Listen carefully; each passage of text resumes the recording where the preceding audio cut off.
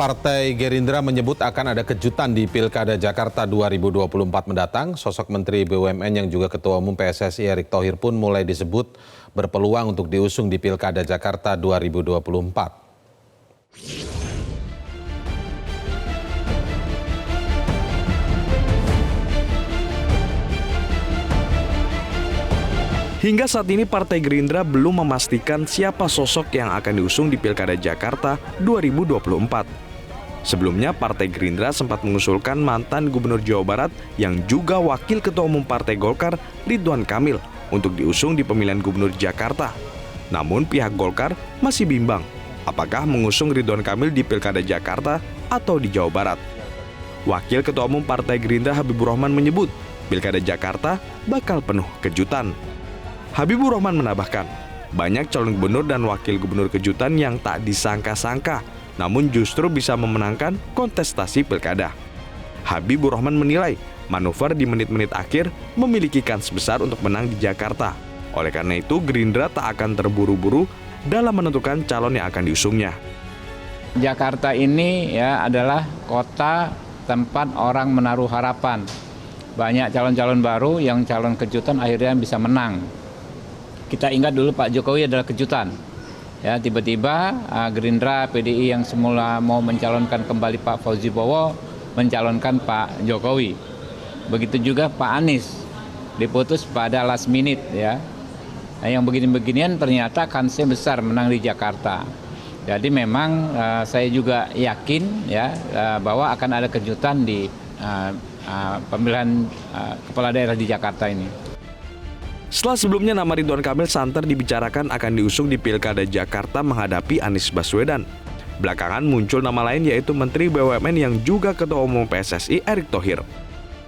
Nama Erick Thohir mulai dibicarakan untuk Pilkada Jakarta setelah ia hadir dalam pertemuan antara Menteri Pertahanan sekaligus Presiden terpilih hasil Pilpres 2024 Prabowo Subianto dan para Ketua Umum Partai Politik Koalisi Indonesia Maju atau KIM pada Kamis 20 Juni 2024 lalu. Ada Pak Erick Thohir juga, Pak? Ada. Itu kenapa Pak Erick? Semua kita menghadiri paparan Pak Presiden. Apa? Kenapa Pak Erick diundang, Pak? Wah, itu kan semua yang mengundang dari Universitas Pertahanan. Pak, itu dilaporkan kepada Pak Jokowi, Pak ya? Apanya? Pertemuan itu. Pertemuan tadi, Pak. Enggak, itu kan cuma paparan itu. Pak, ini Pak Jarod bilang kalau Pak Jokowi cewek-cewek pilkada. Enggak ada. Apakah kejutan yang dimaksud Wakil Ketua Umum Partai Gerindra Habibur Rahman di Pilkada Jakarta adalah Erick Thohir? Tentu belum bisa dipastikan. Pasalnya roda politik berjalan sangat dinamis dan kadang perubahannya sulit diprediksi. Tim Liputan, Metro TV. Pertanyaannya, apakah kejutan 2012 dan kejutan 2017 dalam konteks Pilkada Jakarta bisa terulang di tahun 2024 ini? Kita langsung berbincang bersama analis politik Ahmad Khairul Umam. Mas Umam, selamat sore. Salam sehat. Selamat sore, Mas Indra. Oke, Mas Umam, tadi kalau kita simak pernyataan dari petinggi Gerindra Pak Habibur Rahman yang menyebut bahwa tren dari Pilkada Jakarta ini pasti yang menang itu yang kejutan-kejutan. Misalnya kita lihat 2012, kalau kata Pak Habibur Rahman, dulu yang sangat diunggulkan adalah Pak Fauzi Bowo sebagai incumbent kalau tidak salah. Tapi ternyata Pak Joko Widodo yang muncul di akhir-akhir yang memenangkan sebagai Gubernur DKI waktu 2012. 2017 juga begitu, saat nama Ahok menjadi sangat kuat waktu itu dan diyakini akan menjadi gubernur selanjutnya, tetapi ternyata kejutannya ada di nama Anies Baswedan yang memenangkan lewat 2 putaran kalau tidak salah waktu itu. Menurut Anda, analisis Anda, apakah kondisinya bisa sama dengan 2024 ini sambil kita lihat data begitu, Mas Umam? Jika kalau kita lihat tren dari 2017, kemudian Pilpres untuk wilayah DKI 2024 kemarin Februari, suara Anies Baswedan di Jakarta itu hampir selalu stabil, sekitar 2,2 juta, dan di Pilpres kemarin karena ada unsur Muhaimin 2,6 juta. Hanya di beberapa titik Jakarta saja nama Anies kalah. Bagaimana Anda menganalisis ini, Mas Umam? Ya, tentu ada cukup banyak variabel yang menentukan kemenangan dalam konteks pilkada. Adapun tadi yang disampaikan oleh Mas Habibur Rahman dari Gerindra, itu adalah bagian dari ikhtiar tentunya dari Gerindra sebagai penantang di dalam konteks ini untuk menghadapi jaringan kekuatan politik yang dikonsolidasikan oleh Anies Baswedan sebagai incumbent di DKI Jakarta. Nah, memang narasi yang dibangun adalah narasi tentang kutukan incumbent. Seolah-olah kemudian memang setiap incumbent yang ada di Jakarta itu akan terkoreksi total dan kemudian menghadapi kekalahan dalam kontestasi selanjutnya. Tetapi dalam konteks ini memang variabel-variabel itu cukup beragam. Mulai dari aspek kepuasan publik terhadap kinerja seorang kepala daerah. Kemudian dinamika politik lokal, apa yang kemudian terjadi? Adakah kemudian penggunaan isu-isu tertentu terkait dengan konteks kontestasi lokal? Kemudian terkait dengan dinamika politik nasional yang impact-nya terhadap kekuatan politik lokal. Semua ini berkelindan dan kemudian memunculkan sejumlah fenomena baru yang dalam konteks tertentu kebetulan di beberapa pilkada sebelumnya di DKI Jakarta memang menghadirkan koreksi terhadap kepemimpinan lokal. Nah, adapun di level ini situasinya menjadi agak unik karena di satu sisi Anies Baswedan adalah memiliki basis kekuatan politik yang cukup memadai di level DKI Jakarta, dikonfirmasi kemarin di Pilpres 2024. Memang tidak menjadi pemenang di DKI, tetapi gap suara antara Anies Baswedan dengan Prabowo Subianto sangat tipis. Praktis hanya sekitar 50-an ribu untuk level DKI Jakarta. Nah, kalau misal kemudian kita cek sekali lagi, basis-basis kekuatan nama Anies juga tersebar cukup merata. Mulai dari wilayah Jakarta Timur, Jakarta Selatan, dan juga memang Jakarta Pusat. Adapun kemudian di kekuatan Jakarta Utara dan juga Jakarta Barat, memang sel kekuatan Anies masih perlu ditingkatkan. Karena disitulah kemudian menjadi room for improvement dalam konteks konsolidasi kekuatan suara. Nah, yang menjadi belum clear adalah siapa nama yang diajukan untuk menantang Anies. Kalau Anies tidak mendapatkan kontestan, petarung yang kemudian bisa mengimbangi dia, maka kemudian besar kemungkinan konsolidasi kekuatan Anies bisa terjadi. Tetapi kalau yang diajukan cukup kompetitif, maka tentu akan menjadi sebuah pertarungan yang cukup menarik ke depan. Mas Umam, boleh kita berhenti di poin itu dulu sebelum mencari nama yang bisa melawan Anies misalnya ya. Agak beda 2024 ini, kita tidak boleh lupa juga, 2024 ini pasti agak beda dengan 2012 dan 2017. Karena saat itu misalnya ada incumbent versus penantang. Yang kemudian Anda tadi garis bawahi, memang di pemilu Jakarta ini selalu muncul ada koreksi, dan koreksinya yang menang. Gitu kan, intinya kan perubahannya lah, misalnya begitu ya, penantangnya yang menang. Tapi konteks 2024 ini, Anies bukan petahana. Anies bukan petahana, Anies selesai di 2022, sementara sekarang ini pejabat gubernur. Nah, ukuran koreksinya tentu terhadap pejabat gubernur. Bagaimana Anda melihat ini? Ya, ini satu situasi yang memang berbeda. Memang ada satu sisi yang kemudian kalau misal kita cermati sangat berbeda dibanding yang sebelumnya. Maka kalau misal kemudian bicara tentang approval rate, kinerja, memang akan dilekatkan kepada pejabat sebelumnya. Di DKI Jakarta problemnya sekarang kemudian memang dipegang oleh penjabat gubernur.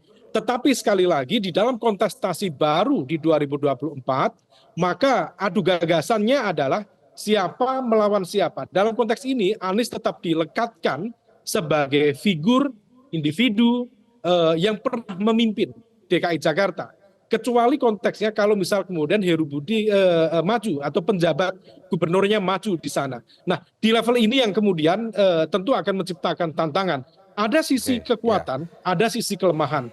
Sisi kekuatan tentu terkait dengan konteks capaian, kemudian track record, termasuk juga stabilitas secara politik di internal Jakarta yang sebelumnya mengalami dinamika yang cukup luar biasa, tetapi relatif smooth.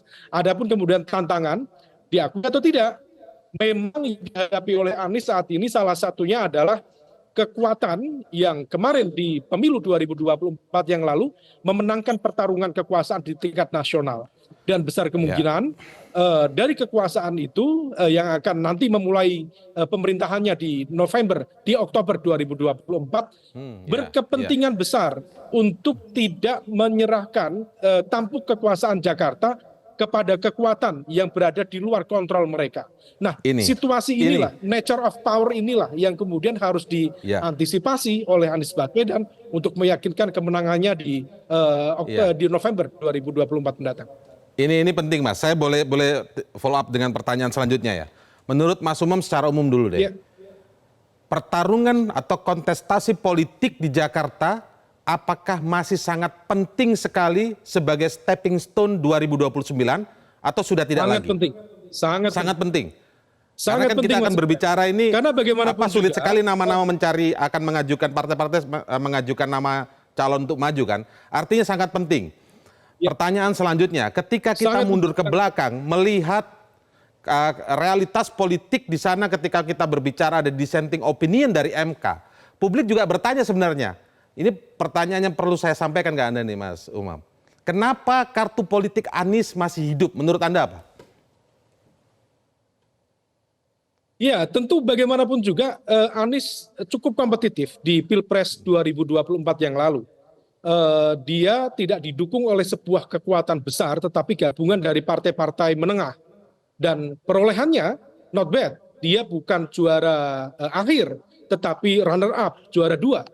Dan di level itu dalam konteks pertarungan wacana termasuk cukup kompetitif, melakukan serangan, melakukan approaching terhadap kekuatan yang dianggap cukup dominan dalam konteks penguasaan teritorial. Maka di level ini yang membuat kemudian Anies cukup kompetitif dan juga cukup bisa menjanjikan, promising dalam kontestasi ke depan. Nah, kalau misal kemudian Anies bisa meyakinkan kartu politiknya hidup dengan memenangkan pertarungan di Jakarta, maka hal ini akan menjadi bekal bagi dia untuk mengamankan posisi sebagai kontestan di 2029 yang akan datang. Anies bisa mengkonsolidasikan basis kekuatan penyeimbang atau oposisi terhadap kekuasaan baru, dan tentu ini akan menjadi sebuah variabel yang berbeda dibanding dengan tokoh-tokoh politik yang lain. Dan sekali lagi, meskipun ibu kota nanti akan berpindah ke IKN Nusantara, tetapi center of gravity secara politik, secara ekonomi dari Indonesia tetaplah Jakarta. Jakarta dengan kekuatan APBD 80-85 triliun, itu seperti gabungan berapa kementerian, sekitar 7-8 kementerian, dan itu adalah sebuah kekuatan besar, modalitas besar, dan memberikan panggung politik yang luar biasa. Nah, ini yang kemudian betul-betul menjadi sebuah kesempatan peluang emas yang kemudian harus diamankan oleh Anies, termasuk kalau misal kemudian ada kepentingan lain yang mencoba untuk mendapatkan posisi itu, untuk mengamankan posisi itu, maka dia harus berhadapan secara diametral dengan Anies Baswedan. Mas Indra. Kita sering mendengar adagium yang cukup umum, jika kamu tidak mampu mengalahkan maka bergabunglah. Nah, kita sering mendengar itu. Dan fakta di data sekarang kita melihat kalau sosok Anies tentu paling kuat. Dan kita melihat dinamikanya sekarang berbagai partai politik yang dulu mungkin berseberangan dengan Anies atau dulu pernah mendukung Anies tapi sekarang di posisi yang berbeda, kesulitan mencari nama. Kita lihat pernah ada nama Kaisang muncul cukup santer, lama-lama hilang. Katanya bergeser ke daerah lain, katanya begitu ya. Terus kita lihat nama seperti Erick Thohir yang dimuncul-munculkan sekarang ini. Saya tidak tahu awalnya dari mana nama Erick Thohir muncul. Lalu kemudian ada beberapa nama lain dan kemudian sampai pada pernyataan yang tadi menjadi pertanyaan saya di awal. Pilkada DKI itu yang menang pasti yang kejutan. Ini sebenarnya apakah mungkin hanya untuk menyembunyikan belum ada nama saja? Nah, pertanyaannya makanya saya tanya tadi, ketika kepentingan ini adalah kaitannya dengan 2029, siapa yang kira-kira akan merangkul Anies untuk kepentingan 2029? Dan pertanyaan tentang kartu politik yang masih hidup tadi itu juga masih menarik, juga, Mas Indra, bahwa ada situasi kegamangan yang cukup serius bagi kekuatan partai-partai politik di luar pendukung Anies. Karena ada resistensi ideologis, ada resistensi personal, ada kebimbangan kalkulasi kepentingan politik lokal, semua itu berkelindan menjadi satu. Per hari ini memang Anies cukup memiliki basis kekuatan pemilih loyal yang cukup memadai di DKI Jakarta. Nah, problemnya ada dua kekuatan besar yang per hari ini masih gamang. Di satu sisi, PDIP itu tidak pernah menjadi makmum di Pilkada DKI Jakarta. per hari ini mengalami situasi dilema. Ingin bergeser ke samping merasa gengsi, ingin bergeser ke sebelah yang satu lagi merasa ada perbedaan ideologi. Sementara di KIM sendiri, Koalisi Indonesia Maju yang memenangkan pertarungan di pemilu 2024 yang lalu, juga ada semacam kegamangan, masih ada menuju deadlock dalam konteks menentukan siapa tokoh yang kemudian sekiranya bisa diajukan. Kalau misal kemudian muncul nama Kaisang dalam konteks sebagai pertarungan gubernur, rasanya agak jauh. Dan statement Kaisang itu barangkali ya bagian dari strategi acak sinyal untuk kemudian seolah memiliki basis kedekatan dengan Anies Baswedan dan lain sebagainya. Tetapi kalau misal kita cek selama 5 tahun sebelumnya, PSI adalah bagian dari politik yang cukup efektif untuk melakukan perlawanan terhadap pemerintahan lokal di DKI Jakarta di bawah kepemimpinan Anies Baswedan. Adapun nama Pak Erick Thohir, barangkali ini adalah bagian dari ikhtiar sejumlah partai politik yang mencoba untuk menemukan satu nama yang bisa menemukan titik temu kepentingan. Karena Golkar kalau misalnya kemudian melepas RK ke DKI Jakarta, maka dia harus mengorbankan sebuah kekuatan besar di Jawa Barat yang notabene berkontribusi besar terhadap pemenangan suara di Pileg maupun di Pilpres. Dan di saat yang sama, kalau misalnya kemudian dimunculkan nama selain RK, maka nama-nama yang lain, termasuk barangkali Nasdem, berpeluang kemudian untuk memberikan dukungannya. Karena tampaknya ada sejumlah catatan politik lama yang belum selesai, misalnya antara Nasdem dengan Ridwan Kamil. Nah, situasi ini adalah sebuah upaya untuk mencari titik temu cara pandang, titik temu kepentingan, sehingga kemudian muncul sebuah kekuatan yang masif untuk dihadirkan di Pilkada DKI 2024 mendatang. Kita nantikan nanti partai-partai politik itu pada akhirnya mampu menemukan calon-calon yang mereka sebut sendiri sebagai kejutan ya. Kita akan nantikan seperti apa dinamika Pilkada Jakarta yang menurut Mas Umam tadi masih sangat penting sebagai sebuah stepping stone politik untuk 2029. Terima kasih Mas Umam, karena kalau kita lihat pendaftaran untuk Cawagup DKI Jakarta ini adalah 5 Mei sampai dengan 19 Agustus. Terima kasih. Terima kasih. Jelajahi cara baru mendapatkan informasi. Download Metro TV Extend sekarang.